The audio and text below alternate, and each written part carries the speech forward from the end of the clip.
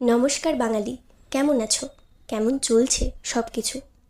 আমি তোমাদের কাছে নিয়ে এসেছি দেশ বিদেশের গরমাগরম কিছু খবর, ছোট করে সঠিকভাবে। ডিএ মামলার আগে হাইকোর্টে ধাক্কা খেয়েছিল রাজ্য সরকার। এবার ধাক্কা এলো খোদ সুপ্রিম কোর্ট থেকে। 4 সপ্তাহের মধ্যে সরকারি কর্মীদের 25% ডিএ দিতে হবে। নবান্নকে এই নির্দেশ সুপ্রিম কোর্টের বিচারপতি সঞ্জয় কারোল এবং মনোজ মিশ্রার বেঞ্চে। বাকি বকেয়া ডিএ নিয়ে শুনানি অগাস্টে। স্বাভাবিকভাবেই খুশি রাজ্য সরকারের কর্মীরা। শুক্রবার ডিএ মামলার শুনানিতে রাজ্যের আইনজীবী অভিষেক মনু সিংভি জানান, এখনই বকেয়া ডিএর 25% দিতে হলে রাজ্যকে প্রায় 10,000 কোটি টাকা খরচ করতে হবে।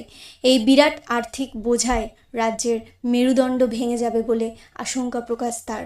কিন্তু আইনজীবীর আবেদনে সাড়া দেননি শীর্ষ আদালত সুপ্রিম কোর্ট প্রথমেই জানিয়েছিল বকেয়া ডিএর 50% দিয়ে দিতে হবে রাজ্যকে।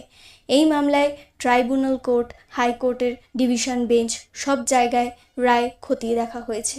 সব ক্ষেত্রেই ডিএর পক্ষেই রায় দেওয়া হয়েছে। পরবর্তী খবর, মহাকাশে মহাযুদ্ধ, ভারতে বিরল এবং জটিল ডগ ফাইট। ইসরো পরীক্ষা করে ফেলেছে স্যাটেলাইট ডগ ফাইট। ভারত এখন মহাকাশেও শত্রু দেশের স্যাটেলাইট নিকেশ করতে পারবে অনায়াসে। আমেরিকা, চীনের পর ভারত তৃতীয় দেশ যে স্যাটেলাইট ডগ ফাইটে সাফল্য অর্জন করছে। আকাশপথে 2 ফাইটার প্লেনের মারামারি, যাকে বলে ডগ ফাইট। কি এই স্যাটেলাইট ডগ ফাইট? বিপক্ষ দেশের স্যাটেলাইটের একই কক্ষপথে স্যাটেলাইট ডগ ফাইট। শত্রু দেশের স্যাটেলাইট হামলা করবে সেটি। এটি কমিকাজি আত্মঘাতী ড্রোনের মতো আত্মঘাতী স্যাটেলাইট, অথবা লেজার দিয়েও দূর থেকে করা যেতে পারে হামলা। ইসরোর স্পেডেক্স প্রোগ্রামে এরকম 2টি স্যাটেলাইটের এক্সপেরিমেন্ট করা হয়েছে। যেটিকে তাড়া করা হয়েছিল সেটির নাম SDXO-2 এবং যেটি আক্রমণ করেছিল সেটির নাম SDXO-1। ঘন্টায় 28,000 কিলোমিটার বেগে SDXO-2কে তাড়া করেছিল SDXO-1। মিশনের টোটাল খরচ হয় 225 কোটি টাকা। এর আগে স্পেডেক্স মিশন পরপর 2বার স্যাটেলাইট ডকিং এবং আনডকিং প্রক্রিয়া সঠিকভাবে প্রদর্শন করেছে। 2টি উপগ্রহেই ডকিং এবং আনডকিংয়ের পর 50% জ্বালানি অবশিষ্ট ছিল, আর সেই অবশিষ্ট জ্বালানি ব্যবহার করেই ডগ ফাইটের মতন নতুন পরীক্ষা ইসরোর। পরবর্তী খবর, প্রথমবার 90 পার, ইতিহাস গড়েও ডায়মন্ড লিগে দ্বিতীয় নীরজ। শুক্রবার নিজের তৃতীয় চেষ্টায় 90.23 মিটার থ্রো করেন নীরজ, আর সেই সঙ্গে প্রথম ভারতীয় জ্যাভলিন থ্রোয়ার হিসেবে ঢুকে পড়লেন ইতিহাসে। 2022 সালে স্টকহোম ডায়মন্ড লিগে নিজের কেরিয়ারের সেরা 89.94 মিটার থ্রো করেছিলেন তিনি। এবার নিজেকে ছাপিয়ে 90 মিটার পার হওয়ার স্বপ্ন পূরণ করলেন অলিম্পিকে জোড়া পদকজয়ী তারকা। তবে দুর্দান্ত পারফরমেন্স সত্ত্বেও দ্বিতীয় স্থানেই এদিন শেষ করতে হলো তাকে। জার্মানির জুলিয়ান ওয়েবের তাকে পিছনে ফেলে সেরা হয়ে যান। 91.06 মিটার থ্রো করেন তিনি। তবে এদিন দ্বিতীয় হলেও নীরজ আরও একবার ভারতীয়দের বুক গর্বে চওড়া করলেন। কবে তিনি 90 মিটার পার করেন সেদিকেই তাকিয়েছিল গোটা দেশ। 88.89 মিটারে এসে বারবার হার মেনেছে তার জ্যাভলিন। এমনকি অলিম্পিকে সোনা জিতলেও এতদিন ব্যক্তিগত লক্ষ্য পূরণেই ব্যর্থ হচ্ছিলেন তিনি। তবে নতুন কোচ জ্যান জেলেজনির তত্ত্বাবধানে অবশেষে স্বপ্ন বাস্তবায়িত হলো। এহেন সাফল্যের পর থেকেই শুভেচ্ছার বন্যায় ভাসছেন নীরজ। পরবর্তী খবর, পৃথিবীর সর্বোচ্চ শৃঙ্গ মাউন্ট এভারেস্ট জয়ের রেকর্ড গড়লেন আরেক বাঙালি অভিযাত্রী, বর্ধমানের সৌমেন সরকার।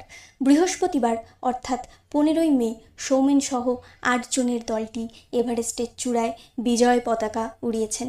সর্বোচ্চ শৃঙ্গ আরোহণের পর ধীরে ধীরে অবরোহণ করে সদ্য এসে পৌঁছেছেন সমতলে। 8K এক্সপেডিশন সংস্থা এই অভিযানের আয়োজন করেছিল। মোট 56 দিনের এই অভিযানে মাউন্ট এভারেস্ট অভিযান সম্পূর্ণ করেছে দলটি। দেশ বিদেশের 5টি উচ্চতম পর্বত শৃঙ্গ জয়ের খেতাব রয়েছে সৌমেনের ঝুলিতে। প্রায় 20 বছর ধরে বিভিন্ন পর্বত অভিযানে গিয়েছেন তিনি। অধিকাংশ ক্ষেত্রেই সফলতা মিলেছে। 54 বছর বয়সে তিনি 5টি শৃঙ্গ অভিযান সম্পূর্ণ করেছেন। উত্তরাখণ্ডের উত্তরকাশীতে অবস্থিত পর্বতারোহণ প্রশিক্ষণ সংস্থায় তিনি সেরা শিক্ষার্থীর শিরোপা পান। প্রথম ভারতীয় মহিলা পর্বতারোহী পাচেন্দ্রী পাল তাকে অভিনন্দন জানিয়েছিলেন। এদিকে এই সুখবরের পাশাপাশি আরেক বঙ্গসন্তানের মৃত্যুর খবরে ভারাক্রান্ত বাঙালির মন। মাউন্ট এভারেস্ট জয় করে ঘরে ফেরা হলো না বাঙালি পর্বতারোহীর। নেমে আসার সময় মৃত্যু হলো নদিয়ার রানাঘাটের বাসিন্দা পেশায় শিক্ষক সুব্রত ঘোষের, যার বয়স 45 বছর। এভারেস্টের হিলারি স্টেপের কাছ থেকে তার দেহ উদ্ধার হয়েছে। নেপালের পর্বতারোহণ সংস্থা স্নোই হরাইজন ট্রেকস অ্যান্ড এক্সপিডিশনের সদস্য বোধরাজ ভান্ডারী সংবাদ সংস্থা রয়টার্সকে বলেন, উনি হিলারি স্টেপ থেকে নামতে চাননি। আজ 17 মে ওয়ার্ল্ড হাইপারটেনশন ডে, অর্থাৎ বিশ্ব উচ্চ রক্তচাপ দিবস।